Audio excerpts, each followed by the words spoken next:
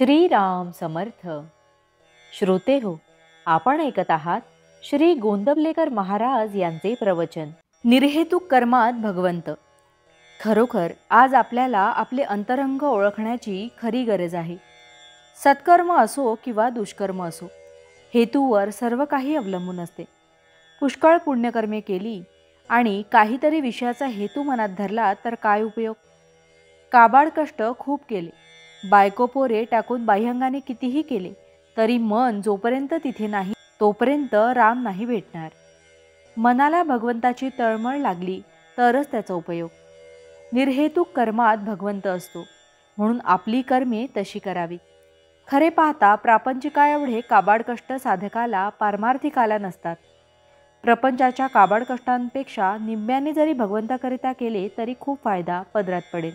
ज्या स्थितीत भगवंताने आपल्याला ठेवले त्या परिस्थितीतून त्याला ओळखणे सहज शक्य आहे. पण आपण विषयाकडे दृष्टी ठेवून कर्मे करतो आणि भगवंत भेटत नाही म्हणून दुःखी होतो. याला काय करावे. दैत्य दानवांनी भगवंताची तपश्चर्या केली आणि समर्थांनीही केली. दानवांनी हेतू धरून केली, त्यामुळे त्यांना हेतूचा विषयाचा लाभ झाला, परंतु भगवंत अंतरला.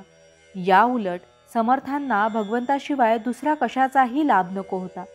त्या लाभातच त्यांनी सर्वस्व मानले. उत्कट प्रेमामुळे भगवंताचा ध्यास लागतो. भगवंताला पाहून तू भेटलास, आता मला काही नको अशी वृत्ती झाली पाहिजे, तरच मीपणा मरेल. भगवंताचा हात तर पुढे आहेच, आपलाच हात त्याच्यापर्यंत पोचत नाही.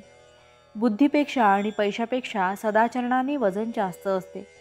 सदाचरण असून भगवंताची निष्ठा असेल आणि आहे त्या परिस्थितीत समाधान ठेवण्याची सवय असेल तर प्रापंचिक सुख लाभते. सुख हे कुठून उत्पन्न करायचे नसून ते आपल्या वृत्तीमध्येच असते. मी भगवंताचा आहे तसे सर्वजण भगवंताचे आहेत, म्हणून भगवंतावर प्रेम केले की सर्व जगावर प्रेम बसेल. ज्याप्रमाणे भगवंताच्या प्रसादामध्ये एखादा कडू बदाम आला तरी तो आपण खातो, त्याप्रमाणे भगवंताने एखाद्या वेळी दुःख दिले तर ते आनंदाने सोसायला पाहिजे. चिकित्सा थोडी बाजूला ठेवून भगवंताचे आपण स्मरण करावे. अंतःकरणाची शुद्धी नामाशिवाय नाही होणार. नामापरते काही नाही हे एकदाच ज्याच्या मनाने घेतले त्याला दुसरे काही सांगावे नाही लागत. मीठ म्हणून जरी साखर खाल्ली तरी साखरेची गोडी आल्याशिवाय राहत नाही. त्याप्रमाणे कोणत्याही परिस्थितीत जरी नाम घेतले तरी ते आपल्याला तारकच ठरेल यात शंका नाही.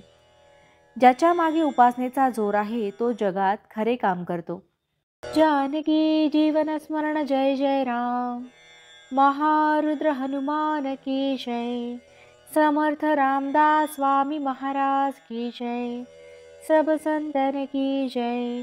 श्री अनंत कोटि ब्रह्मांड नायक राजाधिराज सच्चिदानंद सद्गुरु श्री ब्रह्म चैतन्य महाराज की जय.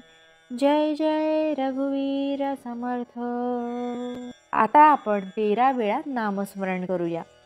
श्रीराम जय राम जय जय राम.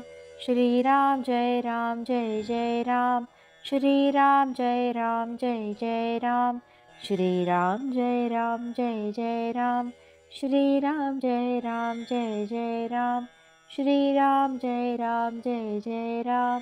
श्रीराम जय राम जय जय राम. श्रीराम जय राम जय जय राम. श्रीराम जय राम जय जय राम.